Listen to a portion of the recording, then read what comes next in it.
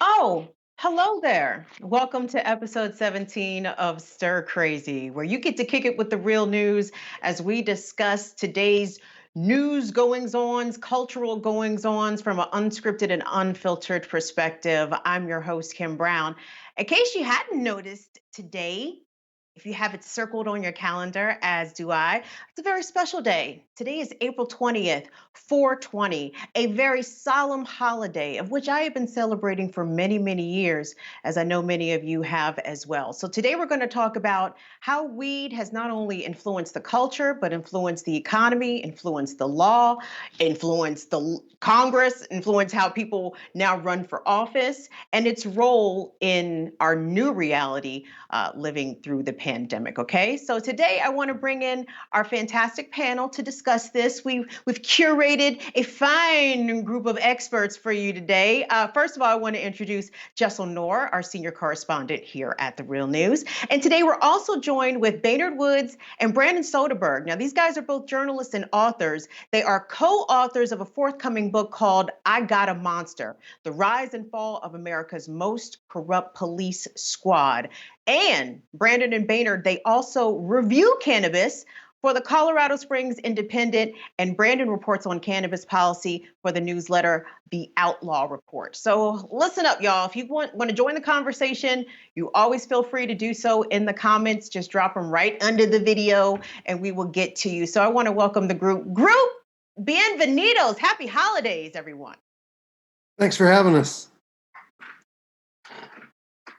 All right. Well, the first story we want to get to has to do with the new report from the ACLU, which they have been reporting on the disparities of marijuana arrests and incarcerations along racial lines for a very good long while now.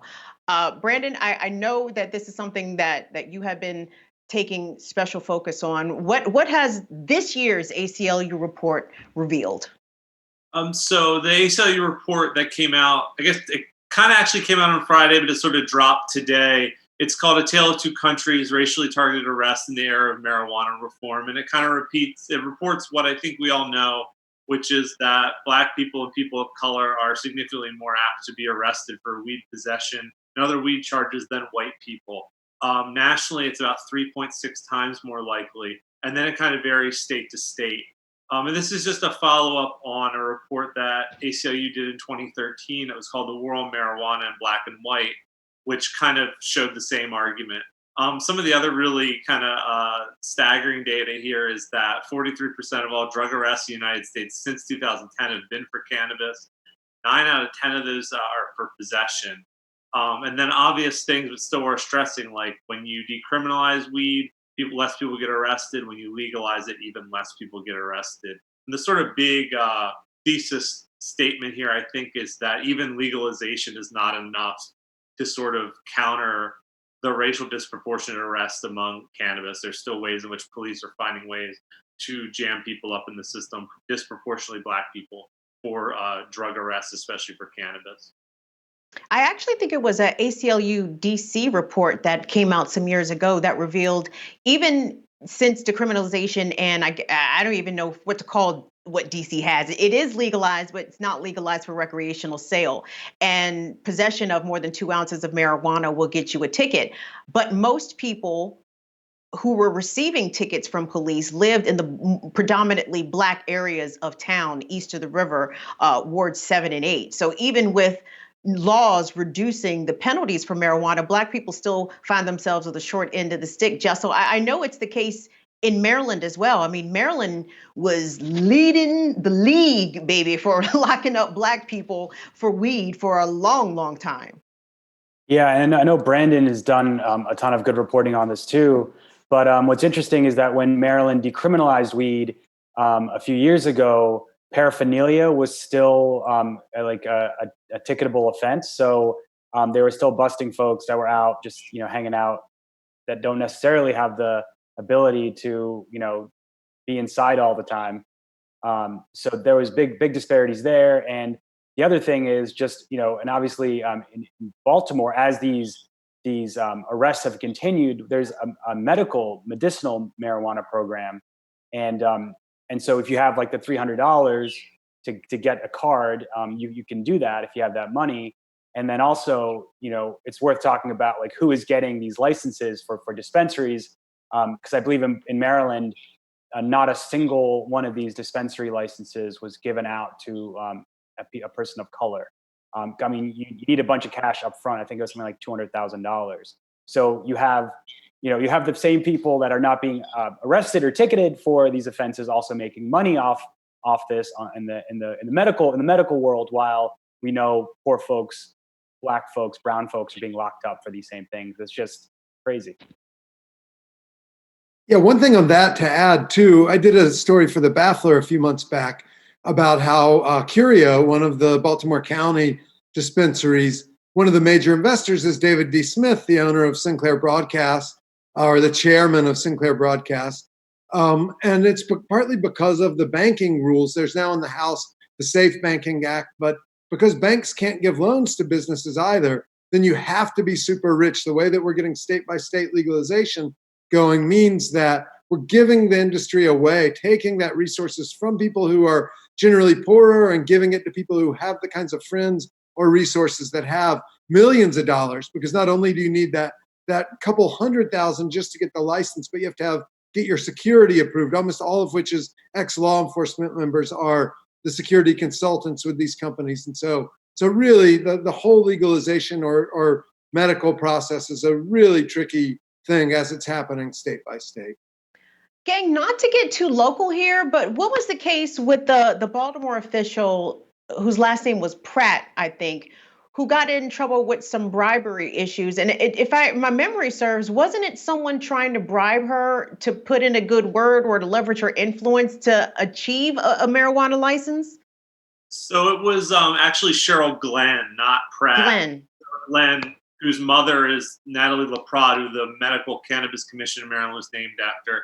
And she was basically charged federally with taking bribes, sort of set up intermediaries between cannabis companies that wanted to get licenses and sort of the people that would help them do that. It's not clear how much influence she had, but she made something like $80,000 doing that.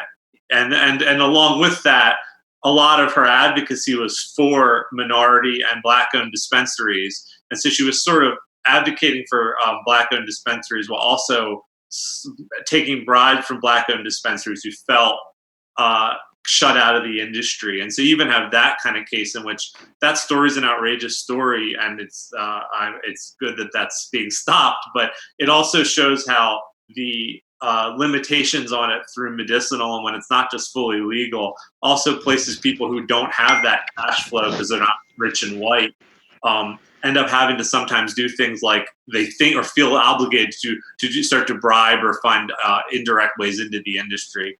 But yeah, Cheryl Glenn got in a lot of trouble for that, and that kind of investigation is ongoing.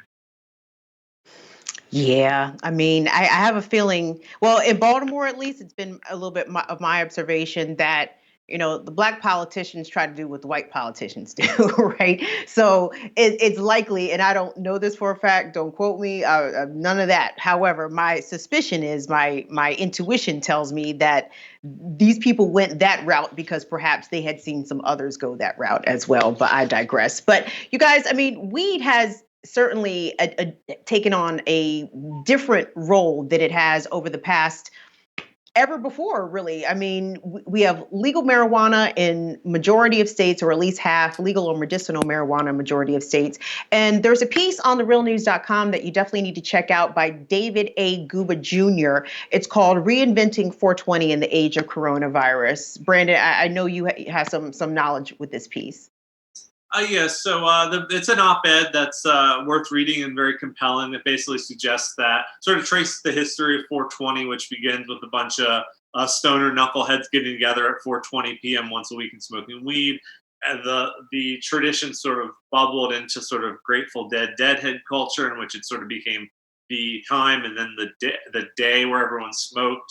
And then Guba sort of explores that into the 90s, where it sort of started to intersect sort of apocryphally with activism, because there sort of became this incorrect claim that 420 was a police code for smoking weed. That started to show up on flyers, and then the sort of 420 world of deadhead partying and advocacy against cannabis being illegal sort of intersected. And what Guba kind of argues is that what then came next, which is what we've kind of been talking about, is the sort of corporatization of it, or as he says, Big Bud kind of coming in and taking over. And what he's really trying to say that this year, these sort of St. Patty's Day style weed parties, which are sort of just celebrations of corporatized cannabis, can't happen. And it's maybe a moment for us all to reflect on what cannabis legalization means and what it could mean, and how we should all be mindful that the drug war is still being waged, and that we need to find ways to correct those things within the industry, which we should, of course. Baynard, how has 420 changed in its importance as you've come of age, as you've become an adult, versus how it was when you were a teen? Well, I mean, I'm not getting arrested anymore. So I got arrested Right. 3 times in South Carolina in the late 80s for weed, once in Georgia, twice in South Carolina. And that was when I first started hearing people using the phrase 420.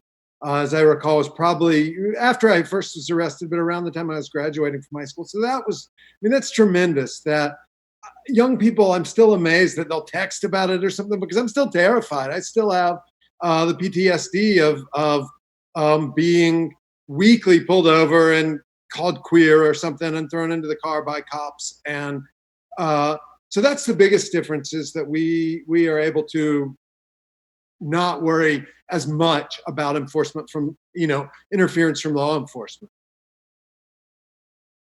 Jaisal, do you have those same relief? Because Yeah, well, I know I do.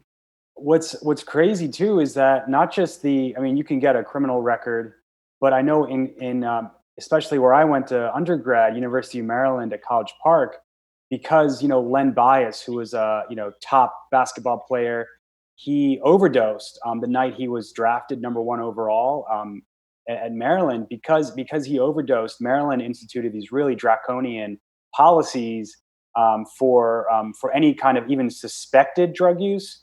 I know that even if you weren't arrested by the police, but they just wrote you a referral to the school saying, so and so is suspected of, or smelled like marijuana, even if you were listed on a police report, you could get suspended from school, and a year of drug testing, maybe years of drug testing, and you could get suspension withheld. But that's just one step away from getting kicked out of school and having this black mark on your educational record, which is obviously devastating. And of course, alcohol is so easily available if you're a teenager. If you can't consume marijuana, which has very few side effects compared to alcohol, which kills tons of people every year, you're going to end up drinking a whole lot more, and it's you could have some serious ramifications on your education. And I'm speaking. And it's important to add what Jaisal was saying about even the allegation of weed had such huge implications in the past. I mean, when we were researching the I Got a Monster, Brandon and I, the book that we did about the Gun Trace Task Force, like in one case, Mamadou Gondo and Jamel Rayam, 2 of the cops involved with that, pulled over a guy on 83 coming into the city, on 295 coming into the city, right by the incinerator, and claimed that across the lanes of traffic while they were driving, they smelled weed coming from his car. And they were allowed to get away from that in court. They said it in court. The judge didn't just throw them out and laugh, even though it was patently impossible. We saw case after case like this where they would say they found a little teeny bit of weed in someone's car that they could smell all the way out. One time the officer testified, they asked him, like, well, what did it smell like? And he's like, just disgusting. And that gave them the right to get into these people's cars and to search them and then to take their liberty away. And so, and there's no way that you can later on document whether it smelled like weed or not. There's not an olfactory photograph or something. And so it's purely the word of the police officer when it comes to odor. Yeah, and we've had Neil Franklin on The Real News. I know Baynard and Brandon have interviewed him extensively as well.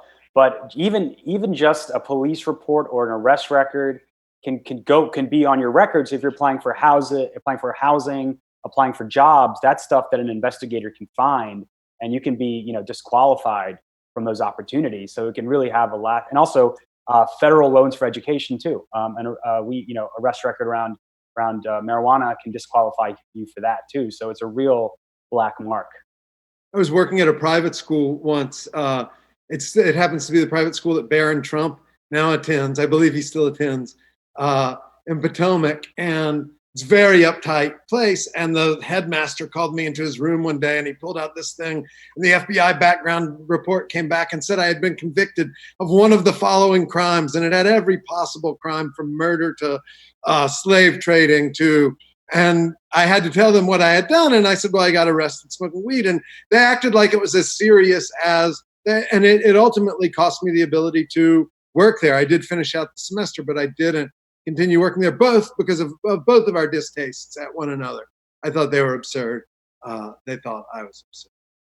Well, Baynard, I wanted to ask, I mean, I think I already know the answer, but talk about the role that your race has played in your ability to get employment in workplaces despite having marijuana convictions on your record. Because I know for a lot of people, especially people of color, most notably Black folks, Black men in addition to, but, these things can be disqualifying permanently for a variety of professions. Yeah, I mean, my employers haven't ever necessarily been super reputable, with maybe real news accepted there, to worry so much about it. But my liberty, I mean, I'm sure that had I not been white, when I got arrested the first time, I was in the 11th grade. I was just 17, so I was legal, charged as an adult there. I was kicked out of school, taken to jail, but I was put in a pretrial intervention program.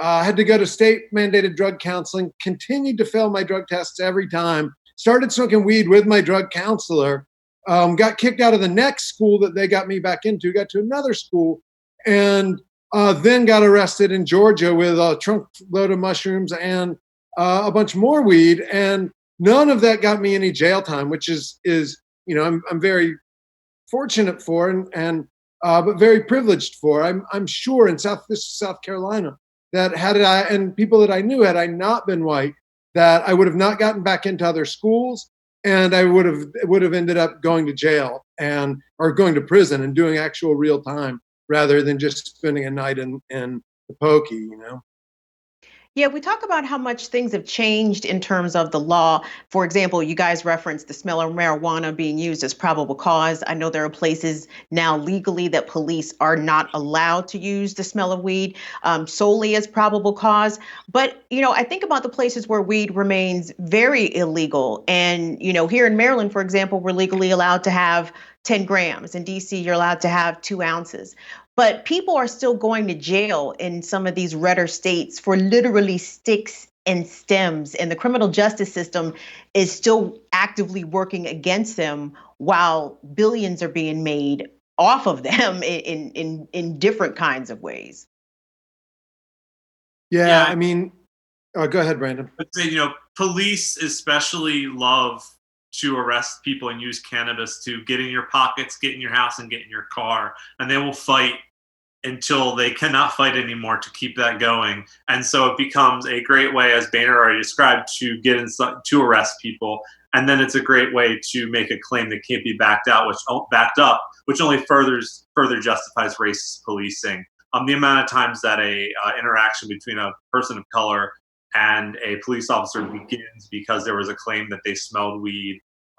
It happens all the time, and so that continues to be something that the police are going to use. And then on top of the problem with police in deep red states, which tend to be more aggressively and overtly racist, you'll see that just repeated and abused even more.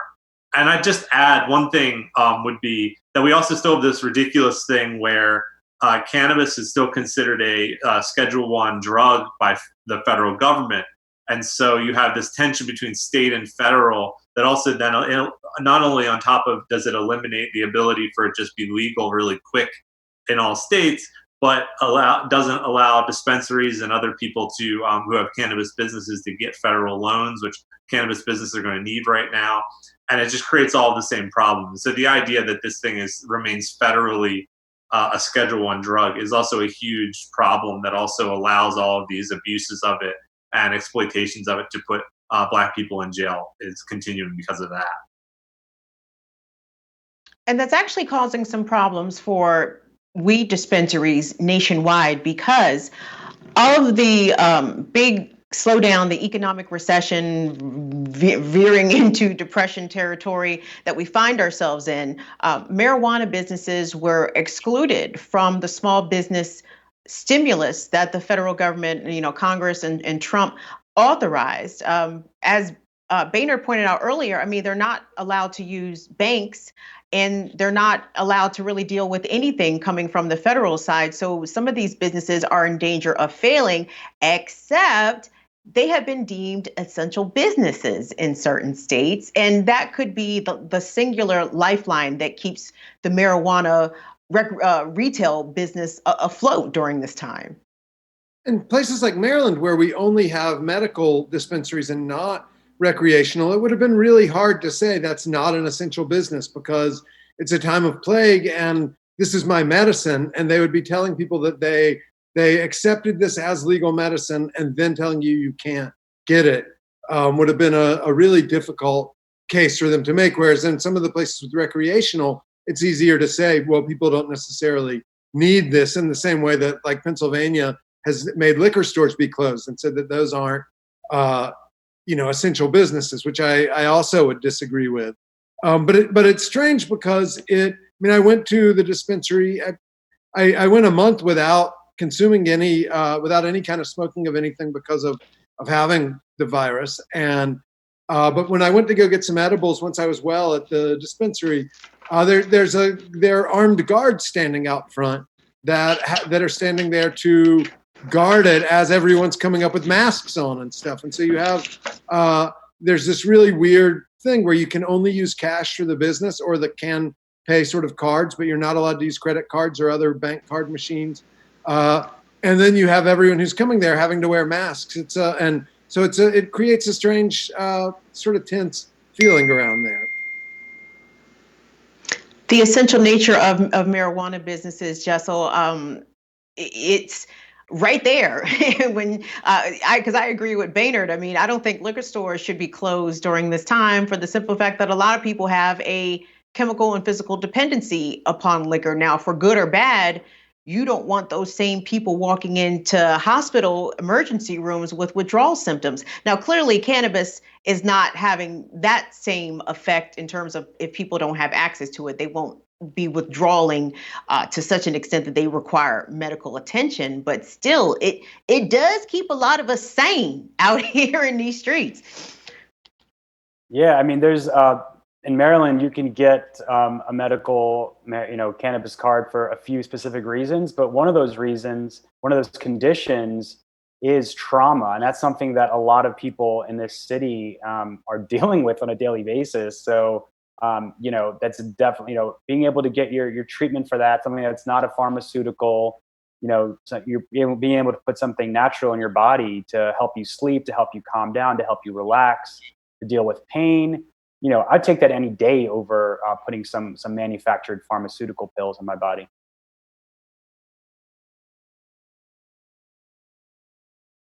Brandon, did you want to hop in? Yeah, I mean, I'd also add that, I think it's important not to downplay people's ability to just use a drug for their own sanity, but you also have serious reasons why people use cannabis. I mean, a bill that was passed in Maryland that's been shared in a number of other states is for minors with severe health issues to be able to take cannabis on school grounds.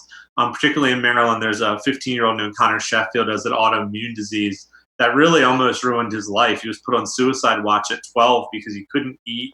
He lost his strength. His hair was falling out. He couldn't go to school. He lived in a hospital. And his testimony was saying that because of cannabis, it kind of gave him an appetite and really changed his life. I mean, so I think that we also tend to think of it, and I think it's okay to think of the recreational and sort of loose medicinal purposes that people use it for. But there's also people that seriously, absolutely need it to survive. It helps them eat. It helps them be able to not have all-encompassing pain. And that's really important. And that's kind of shares that liquor store comparison too, where it's like, this is help keeping people out of hospitals. So Kim, you're right, but there also are just people who absolutely need cannabis, perhaps arguably on a different level than the four of us might need it or want it. Very true.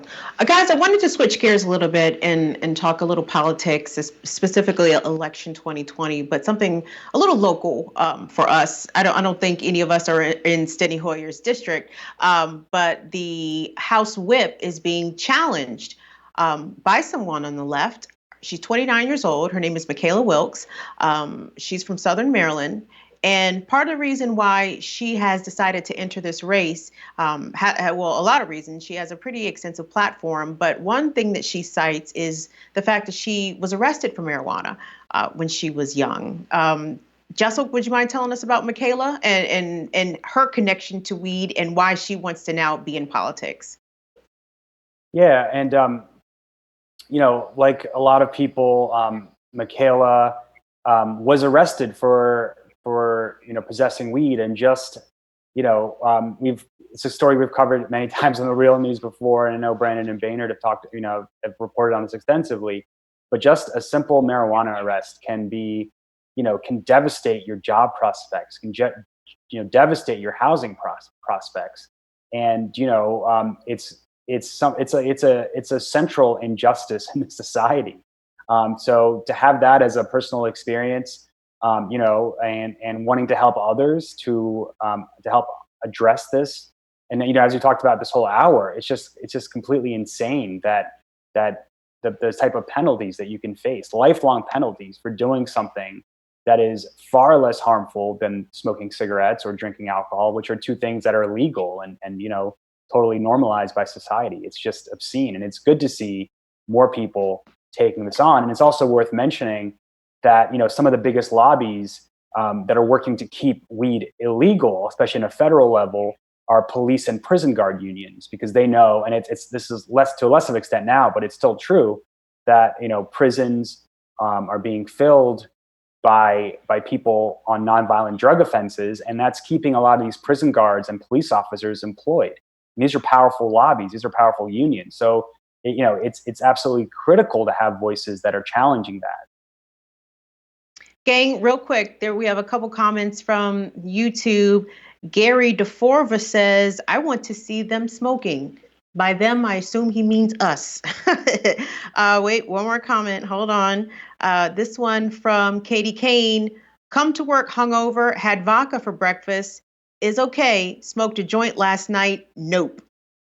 I understand what she's saying. Yes. Yeah, alcoholism is just accepted in the US, but people really get sticks up their butts when you talk about consuming cannabis. And I wanted to ask you guys, in your professional circles, because even at my big age, early 40s, I have been in professional settings where people have literally tried to peer pressure me into drinking alcohol.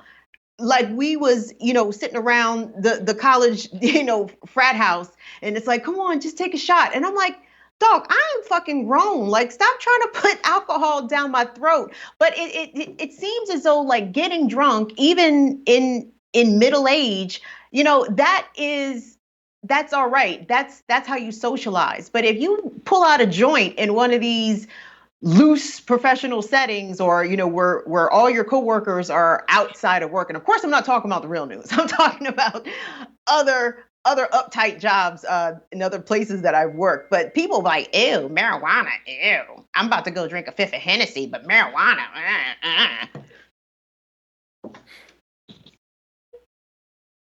I guess y'all never had that experience?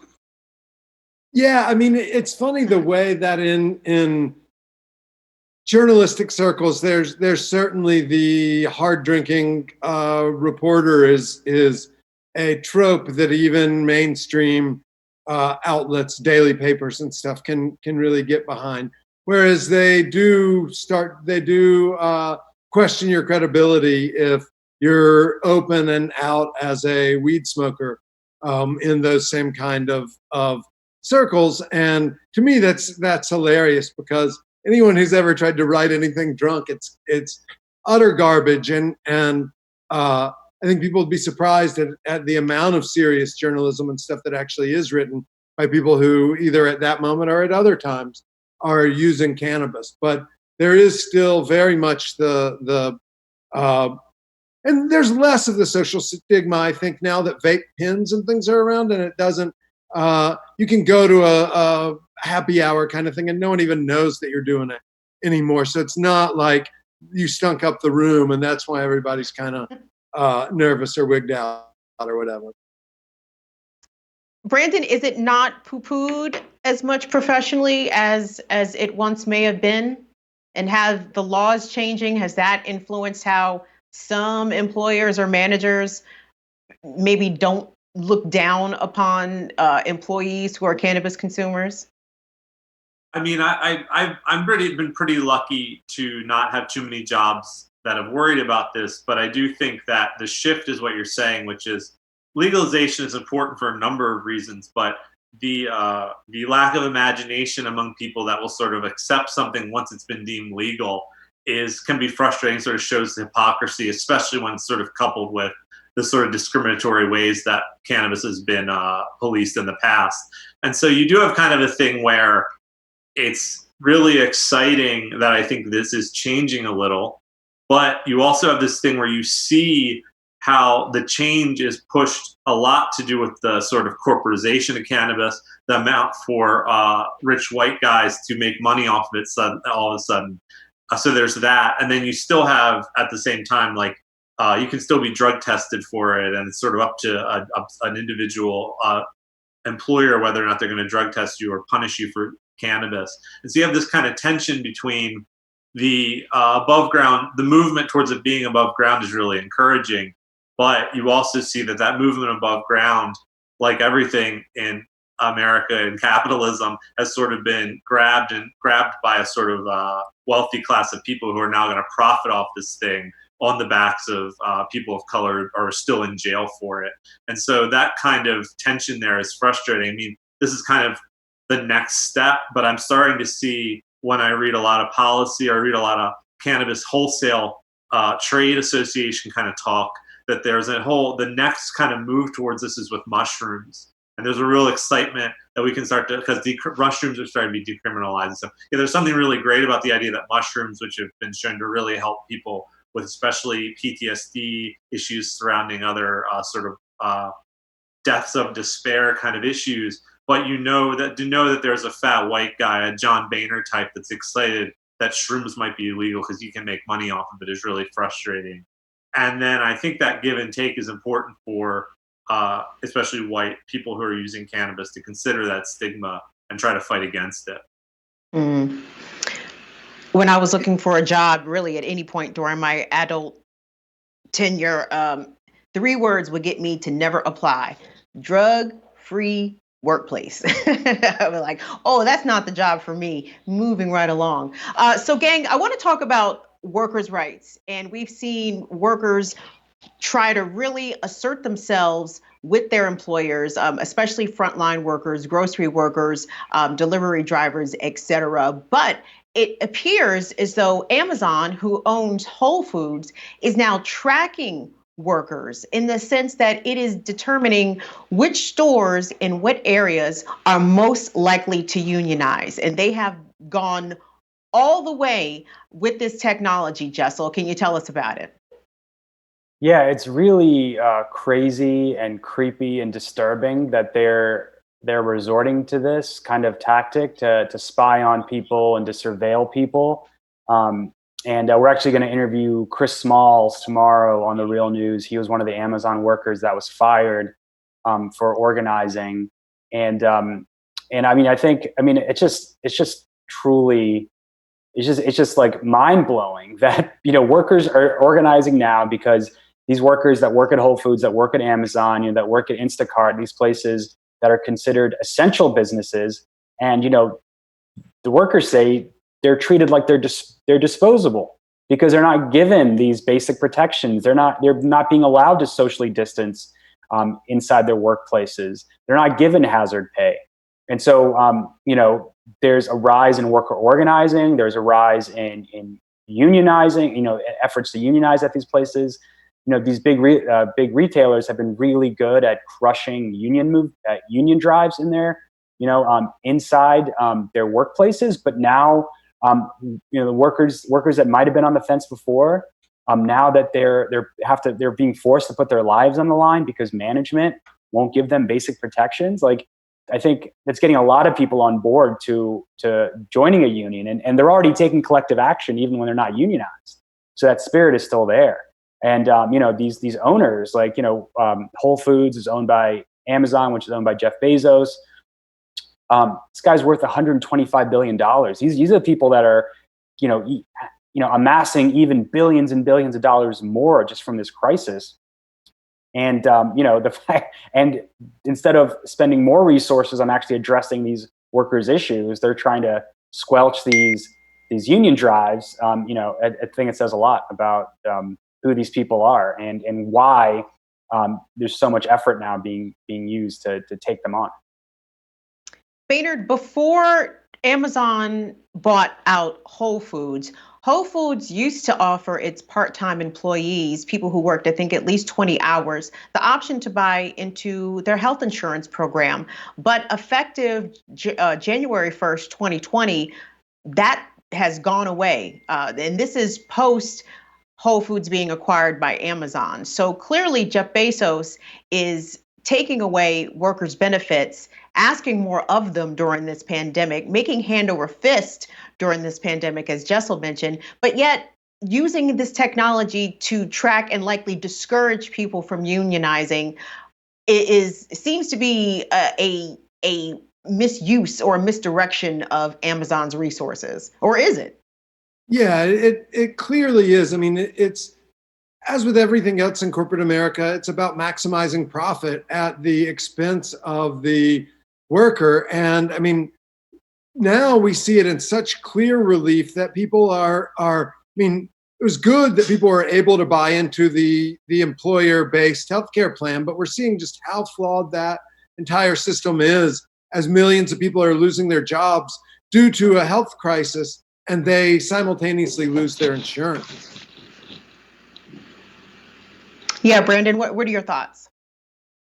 I keep thinking about this for all the reasons everyone's already said, but also because it's sort of, we have this strange thing in this country that I think has a lot to do with how the media has covered things lately, but that the people we're talking about that are being sort of surveilled are a working class, and you kind of have this working class that's being surveilled by a billionaire and his terrible companies, at the same time that you also have these astroturfed and idiotic protests that people need to get back to work. And then those people who are generally small business owners, who are some of the worst kind of people with expensive trucks, are protesting everyone needs to go back to work. And those are the kind of people that aren't affected by these. There's this vast difference. I was even thinking about Michaela Wilks, we were talking about earlier, how her framing her politics, including her cannabis arrest, as a part of being working class. And that's absolutely true. And so I think that hopefully all of this moves everyone to understand what working class actually means, as opposed to what it's sort of become manipulated into during the Trump administration, especially, which has really just become a weird synonym for pissed off racist white Trump voters and become deemed working class, even if they're not working class at all. Yeah, and the craziest thing about these protests is they're protesting, mostly Democratic governors for not reopening these states. But there was no protests against the bailout that Congress, the CARES Act, which Congress passed unanimously in the House.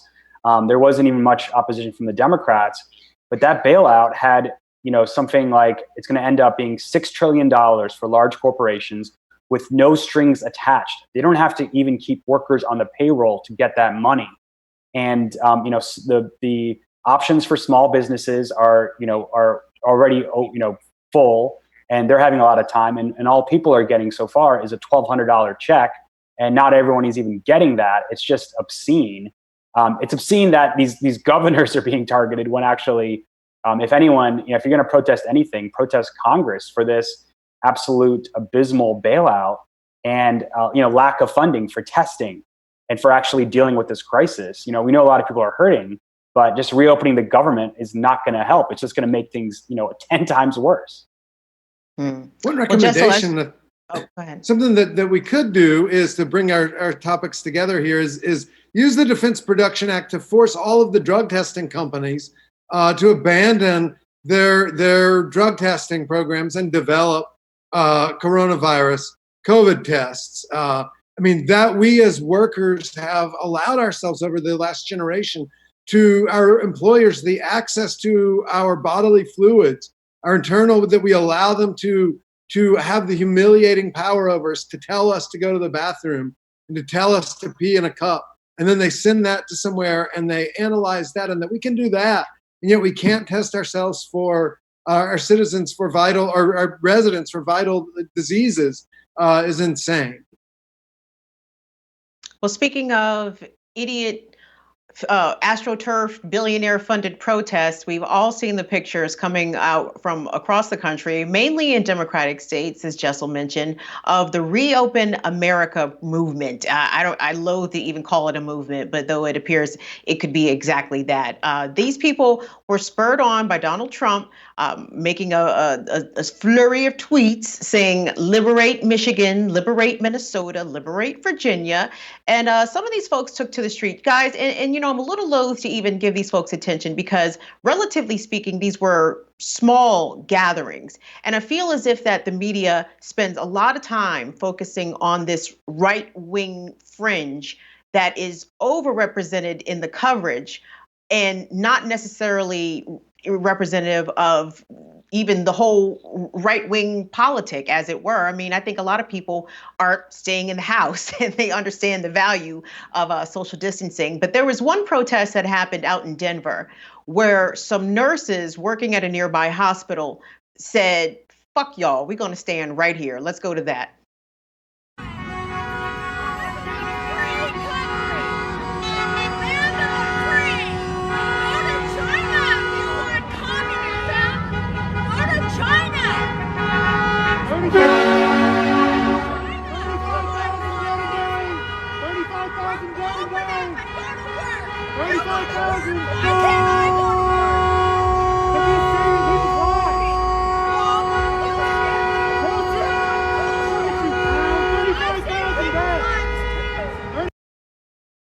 So as you see those nurses standing right there on the crosswalk blocking traffic, as just standing there with a tremendous amount of dignity and resolve, and this dumbass bitch is going to yell at them talking about go back to China.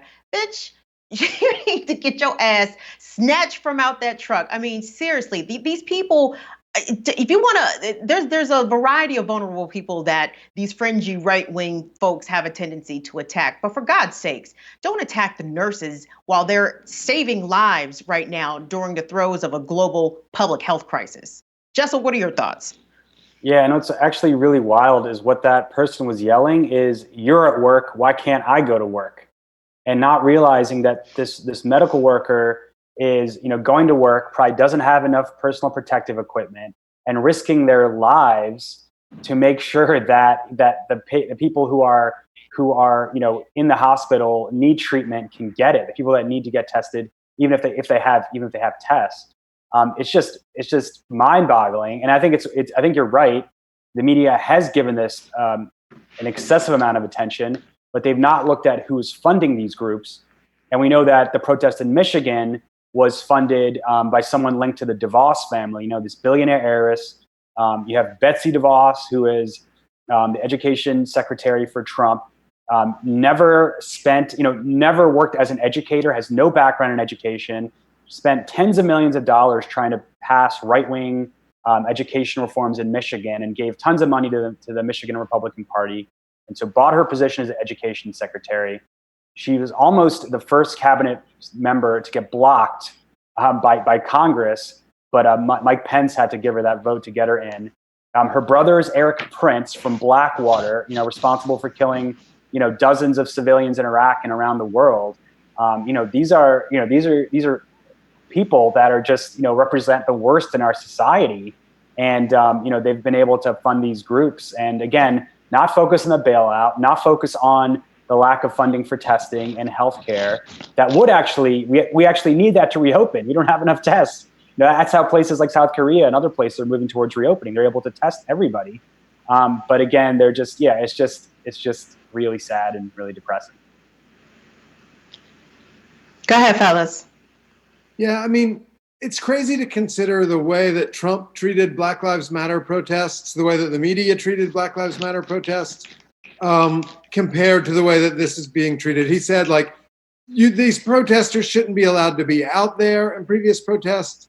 One of the protests yesterday or over the weekend, they blocked an ambulance trying to get to the hospital. And that was something that was always alleged or as an example of what could happen and the danger of protests, like when during Artscape here in Baltimore, when a number of activists shut down 83. And that didn't happen in those cases. It actually did happen this weekend. And yeah, there are so few people that it wouldn't be covered if it were any other kind of protest. But these right-wing protests, we are out there and reporters are out there covering it, partly because you can go out and cover it from your car or whatever, I think. But I think you're right that it doesn't even represent the right wing as a whole. I mean, the people I covered the first Tea Party rally 10 years ago, almost exactly. And, it was the same sorts of people, like Brandon was saying, white small business owner, ex-urban residents and stuff, but there were tens of thousands of them then, and angered about having a black president. Now there are a couple dozen, and yet we're covering it in the same way that we would if there were 10,000 people out there. And it really does blow it up way too much. And it's dangerous because people might think that's a legitimate position to have when it's essentially a QAnon offshoot. Brandon, I mean, Baynard put it so well, because the privilege was on full display. In some of these states, these folks were armed. They were out gathering in place when there are shelter-in-place orders. And it seems as though the police weren't interested in either making arrests or getting them to disperse. But 5 years ago this week, when Freddie Gray was killed in Baltimore City, I mean, there were so many cops in Baltimore from everywhere, from all over the entire state. And certainly we weren't dealing with a global pandemic. We weren't dealing with the health crisis, but yet those black bodies and the other bodies that came out in support of Freddie Gray and others who have been brutalized by police, they were heavily policed and targeted with violence and targeted with arrest, but not these Reopen America folks. Right. I mean, during the Baltimore uprising and other Black Lives Matter protests and protests against police brutality, you have people who are very strictly policed. We have the National Guard here in Baltimore. You have plenty of those terrible games that fascist police play, in which they tell you can stand on the curb, and if someone's foot is an inch off the curb, they're tackled and arrested.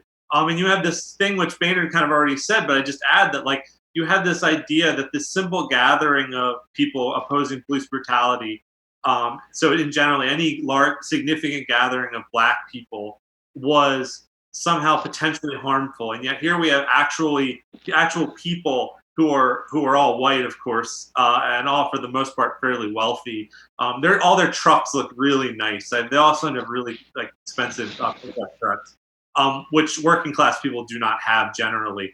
And you see that they're actually gathering, and there is this inherent danger to them gathering. They're spreading a virus, potentially spreading a virus. Jaisal, we were talking about this earlier, but there was a study that somewhere one of these stupid protests happened, like infections went up, right? So Kentucky now leads the country in infection rate a week after they had one of these protests. So yeah, that's all you need to know. I mean, so just check in like a week or two from now in places like Michigan and Idaho, where these things are popping off, like Annapolis. And, unfortunately, a lot of these places are rural areas with little or no healthcare infrastructure. So these places are likely to get, these maybe one or two hospitals for entire counties are going to be overwhelmed in a few weeks. And it's, no one, that's going to make reopening, take even longer, if anything. And imagine the narrative if yesterday they would have tear gassed those protesters in Annapolis. Like, that was regularly 5 years ago, every night of the curfew in Baltimore. When 10 o'clock came and the curfew came, we would all get tear gassed. And the media hardly covered that as an outrage. I mean, the large national press. Imagine the way that the narrative would be spun if police would because that would have been a safe way to disperse people or for the police rather than going and arresting them. You shoot tear gas as people roll up their windows and get out of there or whatever. Everyone would be freaking out. Every Democrat would be freaking out. Every mainstream MSNBC commentator would be freaking out at the overreach, and yet no one was freaking out when that was happening in multiple American cities, night after night after night after night, 5 years ago. And also the privilege in the access to healthcare that these Reopen America folks really display, because it's not a coincidence that these people are gathering. They are mostly, if not all, white. We know that this disease is, or this virus rather, is targeting and killing disproportionately Black people, Native people, brown people, people who are incarcerated. And by contrast, the Restore America folks are moneyed, the most likely to be able to get a coronavirus test. If they test positive for the test, they're most likely to receive treatment, likely better treatment than someone Black or brown. And the privilege of that cannot be ignored. Also, because they're talking about reopen the country, let's get the country back to work. No, they're talking about getting Black folks back to work. They need Leroy to show up at his security job because it would help open their businesses and expand their wealth access. So the fact that these people know that they are the ones most likely to get treated and least likely to die from coronavirus, I think is also part of the reason that they were out there in varying numbers over the weekend. But guys, I wanted to move on to the next story because this is kind of a big deal. I haven't been out driving a whole lot, but apparently they are giving away gas at the gas station. Oil prices have plummeted below zero in some cases. Brandon, can you explain to us what has happened to the price of gas in this country? No, I can't explain it because money is not real, because capitalism is a joke. Like it's like $3 a barrel. So should we all go in on some gas, some crude oil, and like keep it in one of our basements and sit on it? Are we allowed to do that? I don't know. I can't understand it because I can't explain it because I don't quite understand it, other than to say that it's a kind of example of how flimsy and sort of mercurial the market is in all these ways. So I don't quite understand, other than to know that gas is very cheap now, but also I don't. Again, maybe we should all go in on some crude oil and maybe we can make some money down the line. But I'm going to guess it won't work like that. Who can explain this, gentlemen? Because I don't have the economic progress to do so. But all I know is that these prices look like 1997, when someone could give you $10 for some gas to ask you to take them somewhere, and you would actually do it. Be like, yeah, that's a half tank of gas. I could totally do that. Yeah, I definitely can't. I definitely can't explain it either. But I'm looking forward to filling up. I have like a Prius, so I don't need to fill it up very often. But I'm looking forward to getting like 2 months out of like $20 in gas. That's gonna be great. I mean, I'll say that as a pedestrian who doesn't own a car, I don't pay much attention to the price of gas but like when I see my dad or someone, he's always like, oh, gas is this amount at this place this day. And it's such an indicator to car driving people. It's sort of like the stock market that we're like, oh, this matters to everyone. And to a lot of people, I mean, to me, it seems like it's a bargain basement sale. Is what I hope. It's like, hey, we're almost out of this shit. We're done. We need to find another way to work as a society. And so maybe if they're selling it insanely cheaply, the only hope is that we're a step closer to finding a way out of this dependence on fossil fuel. Yeah, I'm hoping that we're going to see clearing skies over a lot of our urban areas, which we have already begun to see globally. In China, I know in India, Los Angeles, I mean, the skies are clear. Even if you go outside, like I'm trying to figure out, am I imagining that the air actually smells cleaner and purer? But I think it actually does, gang. I mean, it's weird because that links back to those protesters in some ways, because they walk out their door in some ex-urban place and it seems like a beautiful spring day. It is against our senses, and you really do have to trust science to get behind treating this pandemic. And so when you're like, wow, you walk out, and I feel the same way, despite my mask. I'm like, wow, the air feels really good and stuff. And yet I know also that some dude might have been coughing in it a minute ago, and it might kill me. And so there is this sensory strangeness in our experience of moving through the world right now, because things are quieter and more peaceful in many ways. And yet it's like the Tarkovsky movie Stalker. It's like you're walking in the zone all the time, and everything is looks normal, but it's full of hidden danger.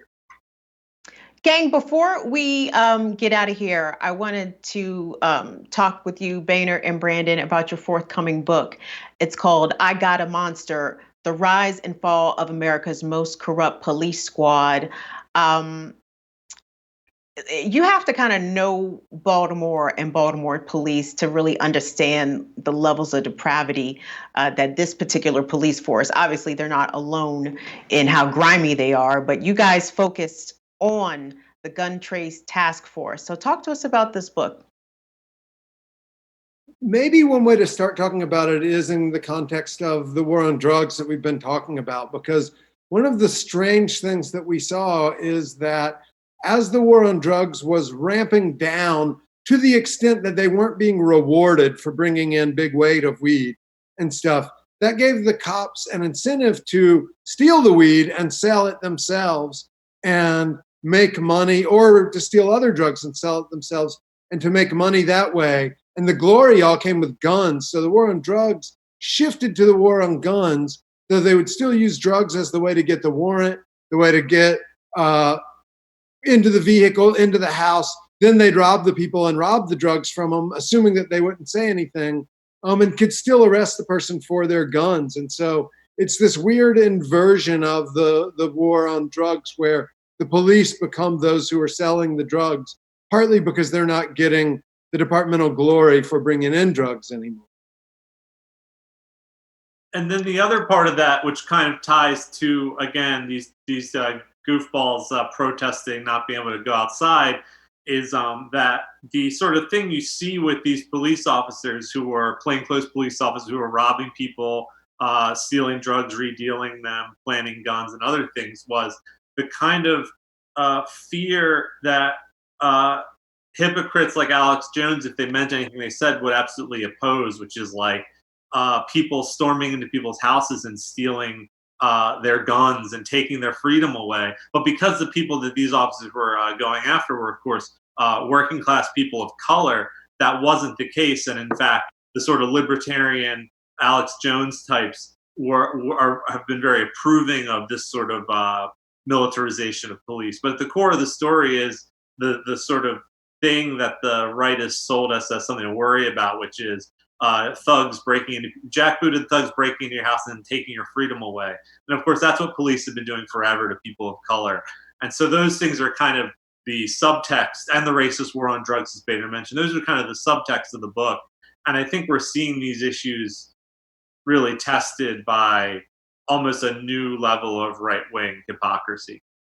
And then it's a portrait of post Freddie Gray Baltimore. I mean, we are at 5-year anniversary of the death of Freddie Gray was yesterday. And the book really shows the way that, while at the same time there's this narrative that police are taking a knee after that they don't want to be the next YouTube video, that in fact, these police, the Gun Trace Task Force, were going extra hard, violating people's rights even more than before. And we're using the fear due to the increase in the murders here as well to get just carte blanche from the police department, who defended them really up until the very last minute before they were indicted on federal racketeering charges in March of 2017. Yeah, the irony that so many police were arrested after Baltimore was placed under federal consent decree, apparently being monitored by the Department of Justice, and yet these police was out here doing the most. One last question for you both, because I'm curious about the title, and I know you both can answer this. So, I Got a Monster. I know that has significance, but also the rise and fall of America's most corrupt police force, police squad. There's so many local PDs. NYPD would like a word. LAPD, New Orleans Police Department, Chicago Police would like a word about who is the most corrupt. How did you guys arrive at Baltimore being the most corrupt police squad, or the GTTF? The title first, to start with that, is what Wayne Jenkins, the sergeant of the Gun Trace Task Force, would say to his collaborators when he found a drug dealer that was a big time drug dealer that was worth robbing, that he wanted to rob. He'd call up and say, I got a monster, get over to this address. And we weren't necessarily saying that the Baltimore Police Department as a whole was more corrupt than LAPD as a whole, but within those departments, that the unit of the Gun Trace Task Force has been convicted or confessed to charges that do dwarf the charges of any other unit in other police departments in North America. We should be clear that we kind of couldn't get away with. We did have concerns about saying America's most because of larger America. In Mexico and places. There are squads that are arguably more corrupt. But the Gun Trace Task Force within this, the amount of money they stole, the amount of time that they put on people planning guns, BB guns, and then heroin to cover up the death of someone, is these things just made the crimes of other and the corruption of every member, the independent corruption of every member of the squad, each having their own drug dealer that they worked with, just seemed, as the Kirkus review said, readers will not go away wondering why it's the most corrupt police squad. Brandon, I'll let you have the last word. I mean, just that. That would be a compelling debate to find another group of officers within a department that are worse. But multiple officers having their own rings of drug dealers, the amount of people that they put in jail, which certain times the public defender has set up to thousands of people that shouldn't be in jail. The way it sort of shattered any lasting belief that policing in Baltimore was not entirely a corrupt endeavor. I think that's kind of where we moved towards saying that. Can't think of another 7 or 8 cops that would have this many charges on them dealing drugs and stealing like this. And robbing taxpayers by stealing a ton of overtime. Yeah, Baltimore City Police get more money than the health department and the Department of Education, right? The Baltimore City Schools, that is, by a lot. And it's crazy. So when an officer is suspended, we should know, he was moved to a different duty, but say that the guy who had coughed on people, residents, the officer, the sergeant last week had been suspended. Taxpayers would still be paying him for perhaps 2 years until he gets his departmental hearing. Jamel Rayam, one of the Gun Trace Task Force members, was suspended for 2 years while waiting for his hearing for covering up the stealing of money. And he was working at MICA at the same time as a security guard, bringing in a salary there while getting his full BPD salary. So whenever we see that officers get suspended here, until they either get back pay if they're suspended without pay, or they're suspended with their pay, and they're for this entire time. Well, gang, it is 4:20, so hopefully we can end on a high note. And I'm not smoking on camera, but you guys are welcome to. But I would assume that everyone sort of has their tree within arm's reach. I'm curious if we could go around. Who is smoking on what today to mark this most glorious of green holidays? I'll start, actually. What do I have here? I have. That sounds like the police. Oh shit! Go put the weed away. Go put it away. This is LPC times Kush Mint, and let's see. I didn't look and see what this is in terms of indica. Is it a hybrid? Is it sativa? Ooh, but it's very light and greeny. Look at that. It smells really nice. Lovely. What do you guys have? Besides the dog narking y'all out right now. Sorry, I'm having to mute because he's going nuts over here. He's a drug dog. You can tell when you broke out those buds, he started barking. I don't have anything with me. I just would have to run in the other room. And I'm sort of low on things because I'm actually currently in a state that doesn't have anything other than medicinal, and so there was a strain Super Silver Haze that I gave a very positive review of. I'd encourage you to do that. But yeah, that the underground economy of drugs is being affected like the above ground economy by COVID-19. It means I have less weed than usual. Well, yeah, listen, the illegal weed man will always be in business as far as I'm concerned. My person don't run out, and I appreciate that. Although they have changed their approach, you can't go inside no more. It's going to be in the mailbox. It's very covert, but at least it's a big improvement from how it used to be back in the day, when we would have to drive all the way up 29, all the way out 70, get off on Emerson Avenue, ride down North and Payson, and it was a sketchy situation, but North and Payson was always open. So I appreciate the drug dealers of yore who never let us down, never let us county kids down on the 420. I mean, y'all are the real MVPs, seriously. But that's the showcase. Business for sure. Totally. Well, I want to thank all of you for joining us today. Got a special thanks to Baynard Woods, Brandon Soderberg, and Jaisal Noor on this 420 edition. Thank you, guys. Thanks, Cam. Hey, check us out tomorrow right here on Stir Crazy. Y'all been watching episode 17. I'm Kim Brown. See ya.